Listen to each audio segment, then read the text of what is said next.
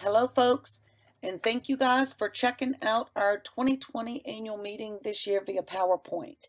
My name is Dana Boyle, and I'm president of the Northern Neck Vegetable Growers Association, and I welcome you. We would love to be able to be with you all this year in person to fellowship and have lunch together and all that fun stuff. But since that could not happen, I will instead take this time to thank our extension agents, Stephanie and Trent, for putting together this information pack program. For those of you joining us that are not members of the Northern Neck Vegetable Growers Association, please consider contacting me or one of our members or uh, one of our extension agents to find out more about our educational programs, our educational trips, our scholarship, and more. We'd love to share more information with you about our fun association. At this time, I'd like to thank our sponsors shown on your screen for their support of our 2020 annual meeting. Please fill out your survey at the end of the presentation to have your name entered into a drawing to win a gift card sponsored by these businesses.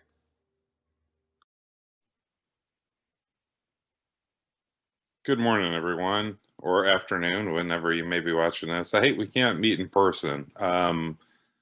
Always really enjoyed the Northern Neck Vegetable Grower Association, the meetings there. It's always been great to see everybody, but hopefully we'll catch up in 2021, hopefully during the summer. For those of you that don't know me, I'm Steve Rideout. I am a professor and extension specialist of vegetable plant pathology. I have recently moved to Blacksburg, spent 15 years on the Eastern Shore, and now I'll be here at main campus. My duties haven't changed, or my interest and specialty area hasn't changed much. So regardless, I'll still be working on vegetables.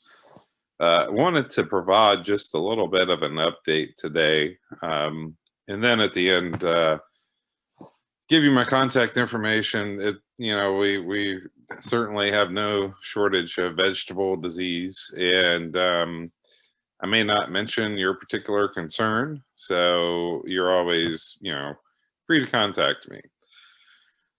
I want to talk a little bit about pumpkin and kind of in general most cucurbits, tomato. Want to talk about brassicas and then cover crops and some plans that will help you for 2021. 2020 really, we saw just the onslaught of viruses in pumpkin. Not just in pumpkin, also in squash, summer squash, zucchini, most cucurbits. We even saw it in solanaceous crops. For pumpkins, it was basically there are 3 or 4 major ones that we see in the Commonwealth, and there's really no need to pay the $100-$200 to get it identified precisely.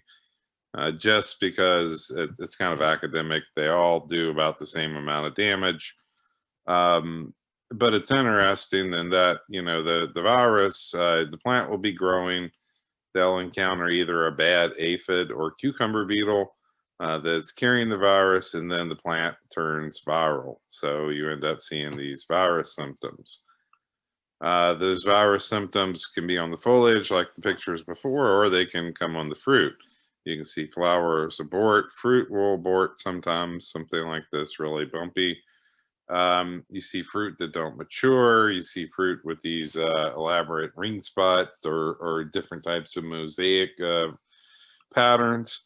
So the viruses were definitely a larger problem, and this is probably mostly due to the winter of 2019-2020 being really mild across the Commonwealth. Lots of places we never really got a good solid ground freeze. So it's always dangerous to wish for cold weather, but I think we probably need some just to kind of limit some of these overwintering pests. So another disease that we definitely saw more of, or is on the rise the last few years, is Plectosporium blight in pumpkin. This also can be on other cucurbits, but more predominantly, we generally see it on pumpkin. It survives in the soil and plant degree. Typically, if you have a poor rotation, you have more issues with this disease. Um, it's favored by warmer, wetter weather. There are really no resistant varieties. Now there are some differences. So some are less susceptible than others. We're trying to understand that more. So we'll be working in 2021 with extension agent and growers and looking at varieties that are resistant to Plectosporium, or at least tolerant. I hate to use the word resistant. But anyway, again, this is a pumpkin and squash issue mainly. So some of the symptoms of Plectosporium, you see these really tiny pinprick lesions on the leaf. And if you look on the stem, you see these white lesions as well. That's Plectosporium. You can get it confused with powdery mildew on the vines sometimes, but it's more of these really small, round, uh, pinprick type lesions. And here's Plectosporium, where it really does its damage on the fruit. You can see just these small spots on the fruit. The handle, this is another very important part for marketability. It does impact size. You can see this pumpkin's pretty small. This pumpkin should be much bigger. And you can see that you have some trouble sometimes getting it to finish out its ripening process.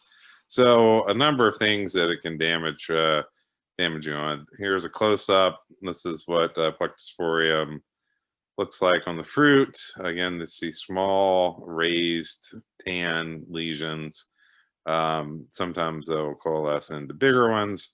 But that's typically what it looks like. Here's a really severe Plectosporium problem. I just wanted to show what the handles can do. As you know, if you're selling these direct, handles are really, really important to a lot of customers. So it really does some damage. So Plectosporium control, it's something that we're also learning more about every year. I think crop rotation is a great idea, not just for Plectosporium, but other items too. Mulches, tillage. We've seen that really be helpful in some ways, and other ways not so much. So we're still trying to figure this thing out. We do know that certain fungicides will help. So applications of chlorothalonil or Bravo, and the strobilurins, whether it be Cabrio, Pristine, Quadris Top, these will help slow Plectosporium down. It's sanitation of infield equipment. Again, it survives on plant debris. So, and this is something we learned this year from some lay flat hose. The lay flat hose had always, it's always used in pumpkins, and we saw, where the lay flat hose was where the Plectosporium was, or where it started at least, and we can only figure that hose, wasn't cleaned, had plant debris on it with Plectosporium. The last thing is, when you're done with your pumpkins, go ahead and disc them up. Start the process of getting that getting the pumpkin debris to start degrading. Post-harvest pumpkins, I get a lot of questions about this, and just how to get the most out of your pumpkins. People want to produce pumpkins and have them available over a 3 month period, and storage is important. You want to store pumpkins 50-55 degrees roughly. Relative humidity 50 to 75%. You want to keep them dry or open exposure to sunshine. Avoid injuries in the field and after and transport. And I get a lot of questions about how to clean pumpkins. You know, they grow on the ground and they get dirty, and people want to know how can I clean that and be able to also extend the life of that pumpkin. And the best way is to just basically take a dry or a damp washcloth and just remove the soil that way. You don't want, I've heard people using pressure washers, which is probably not the best thing, because you're creating a lot of little small injuries and you're forcing water into that pumpkin. And water or submerging a pumpkin, I don't think that's a great idea either, because it is a way that water can get inside the pumpkin, and that leads to pretty rapid decay. Okay, so now we're going to switch gears a little bit and talk about southern blight. And this is something that we saw quite a bit on of this year, and particularly on tomatoes. We actually see it on potatoes, pepper, cucurbits. The host range for southern blight is rather huge. This is becoming a bigger problem in Virginia. It seems like every year I get more and more southern blight complaints, problems, issues. Here you see it actually starts right at the soil line generally. This is tomato plant. You can see the drip here. And you can see it's just this white fungal growth. And then you see these little tiny things that are tan, beige tan in color. Here's an up close of it. These are its overwintering structures. So this is what the fungus uses to survive in the soil. But anyway, you can see really a nasty pathogen here. It can degrade tissue quite easily right here at the soil lawn. Form these structures. These structures can actually stay in the soil and be viable for about 5 years. It's really a bad pathogen. If you start encountering problems with it, I'm happy to talk to you. We really need to talk, because this is one of those sustainability threatening pathogens. There are a number of different ways you can control that or suppress it, at least.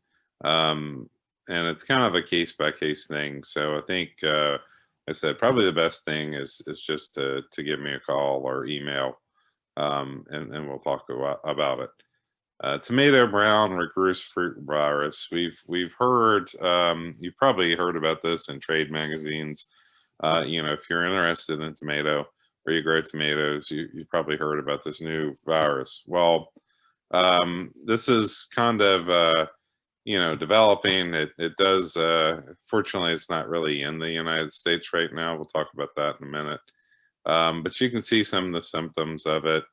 Also, pepper is a host also. One bad thing about this virus is it will actually kill. Primarily right now, this has been limited to the greenhouse industry,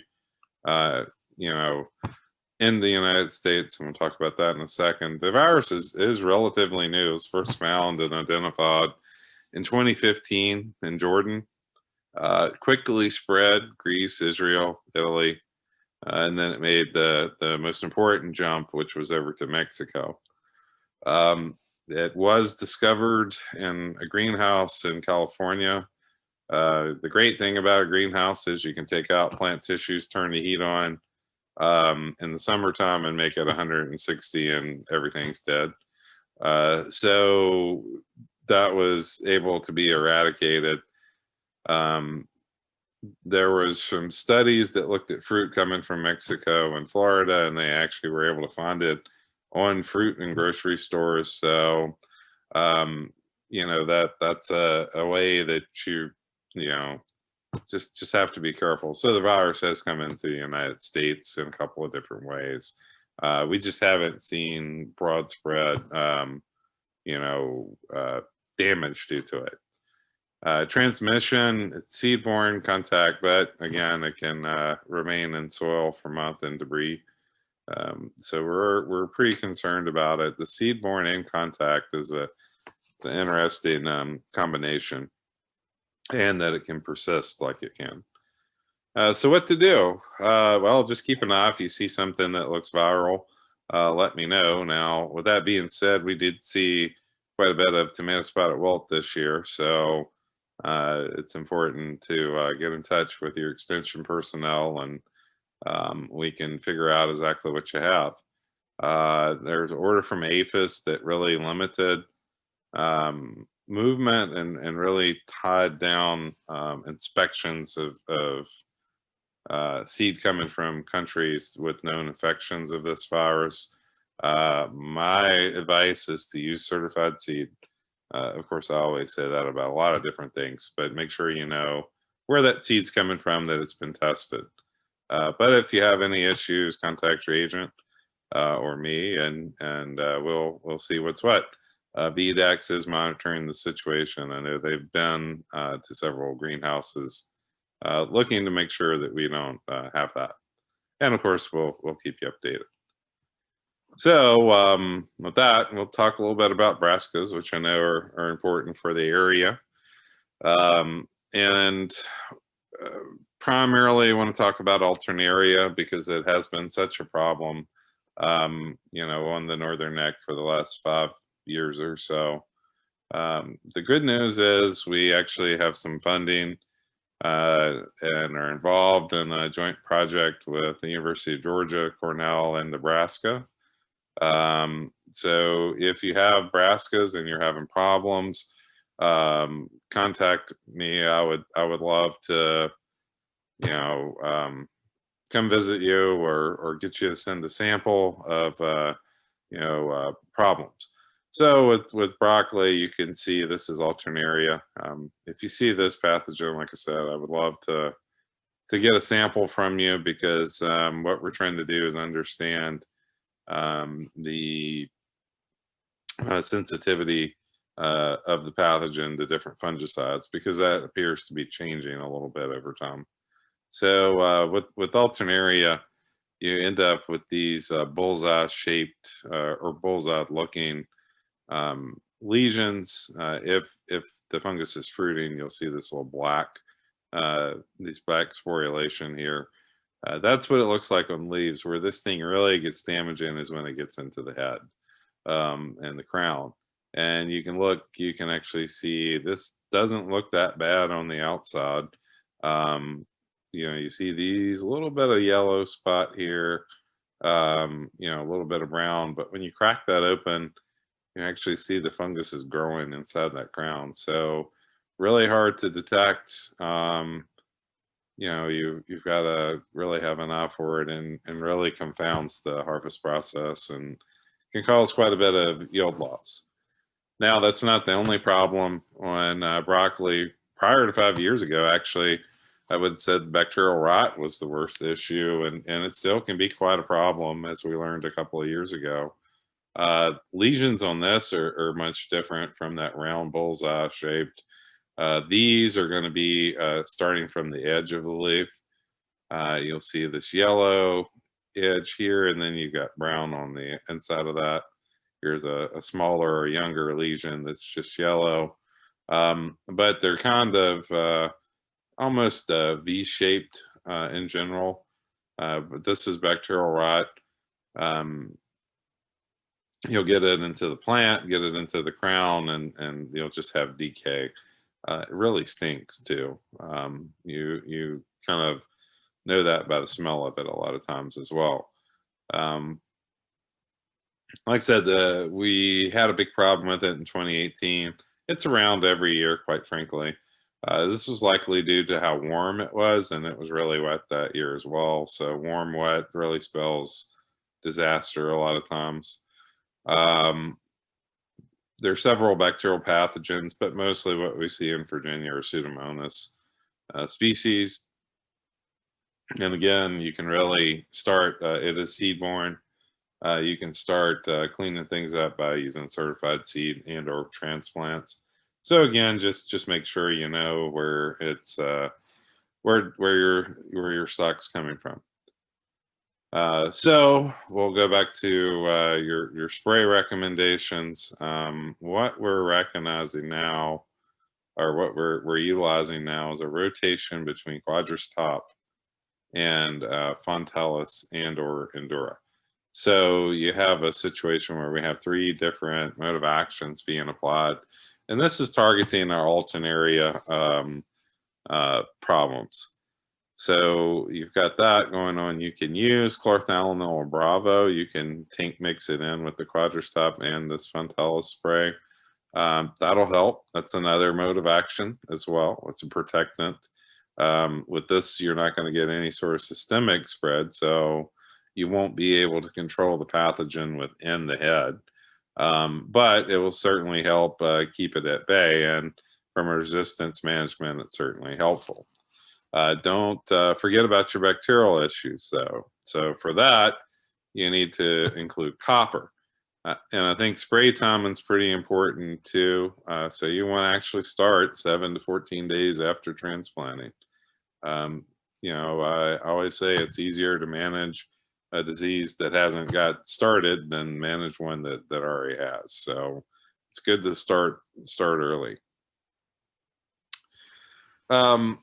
So I'm going to switch over to cover crops and kind of stick with brassicas because I get a lot of questions about, the value of brassicas in cover crop situations, or if you plant a brassica, are you going to get the biofumigant effects from it? So what I wanted to do was talk about brassicas and how to utilize them as a cover crop and as a green fumigant, so to speak, or biofumigant. So what happens, brassicas produce isothiocyanates. These ITCs actually are the same metabolite that are produced by VAPAM, the fumigant VAPAM, so metam sodium. So in order to get this into your soil and to make it work best, you kind of have to plant in the fall and flail mow it. So you've got to break up that tissue, and then you've got to incorporate it into the soil. We'll have a image of this later. In general, the more biomass you have, the more production of ITC you have. Now, there's a wide range of ITC production based upon brassica. So, for example, there's an arugula called Caliente, marketed as Caliente, that is bred for its ITC production. So again, it's basically been developed to be a green biomass fumigant. So again, ITC production really varies across your different brassicas. Broad spectrum nematode and soil-borne disease suppression. I'm not going to say control because I don't, you're not going to be able to do this and walk away from disease control. You're still going to have disease problems. You're just going to get some help. So I can't emphasize enough how important it is to go through the steps of breaking up plant tissue and then incorporating it into the soil pretty quickly. So unbroken plant cells do not produce our biofumigant metabolite ITC. So if you just go out and leave your brassicas, you will not get any sort of benefit. You've got to break those plant cells up, then you get your ITC released. Once the ITC is released, it's a volatile compound. So you've got to incorporate this into your soil. So again, this is a little bit of an issue and hard to do in a reduced tillage or a no-till, particularly a no-till situation. So that ITC is just basically, if you break the cells, it's just going to be there on the soil. You may get some suppression or some activity right at the soil line, but you're not going to get your greatest amount. So brassicas and no-till situation really aren't all that much beneficial. This is mostly for conventional use because again, this is a volatile compound that you have to break out plant tissue, and then incorporate it. Okay. So with that being said, I have a few thoughts for 2021, and then I actually have a final slide that I added in today, just because it's some stuff going on in the potato seed piece world. So plan for 2021, destroy 2020 crops if you have not done so. Again, those are it just leaves a place for disease to survive. Seed treatments, particularly if we have a very mild winter again. I can't, in the small amount of investment it is to buy something like a Farmore seed treatment, it is probably the best investment you can make. Farmore seed treatments are fantastic. It varies what Farmore actually is from crop to crop, so I can't sit here and tell you it's these three materials. But generally, it's an insecticide and a fungicide. It's going to help you withstand. It'll help you with early season insect control, which in effect will help you with viruses. Seed treatments are one of your best investments using certified seed. Just setting yourself up for success. With the virus situation, if we don't have a harsh winter, manage and scout for these insects early on. Make sure you rotate your crop, and again, hope for a cold winter so we can suppress some of these levels of insects and diseases we've been dealing with. I did want to mention potatoes. So if you grow potatoes, just so you're aware of what's going on there. Just this past week, potato wart was identified in 2 fields in Prince Edward Island. 2 potato seed, or actually it was in the potatoes coming out of these fields. Excuse me.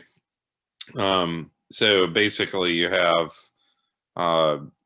some form of contamination potentially within the potato seed piece world out of Canada. And this has really, really locked some things down. They're trying to look for, to see if these are just these 2 fields are the only fields where it came out of.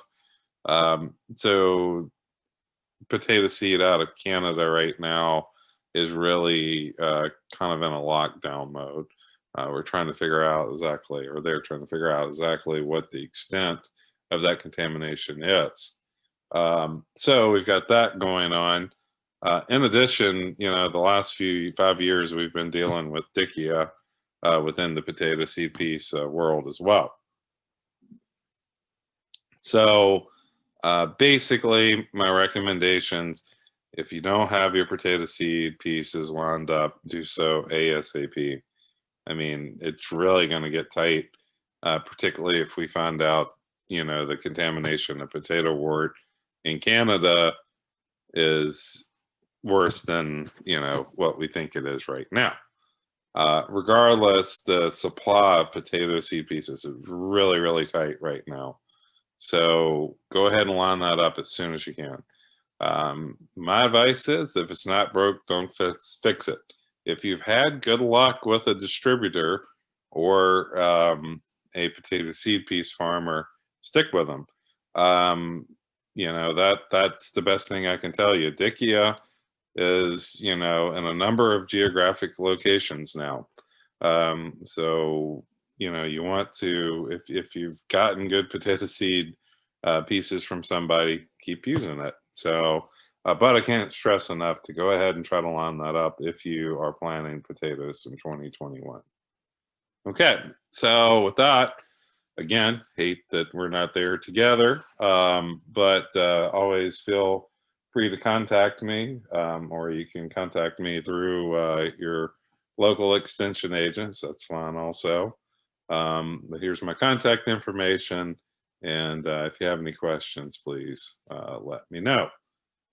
So with that, we'll end the recording here. And Hope everybody has a very happy holiday season. Please take a moment to complete the brief survey linked below. Your responses will give us a better understanding of how we are doing and how we may better serve your needs in the future. To access the survey, you may scan the QR code on the left using your smartphone's camera or QR code scanning app, or enter the link on the right into your internet browser. Those who complete the survey have the opportunity to enter a raffle for the chance to win a Visa gift card provided by our generous sponsors. Thank you.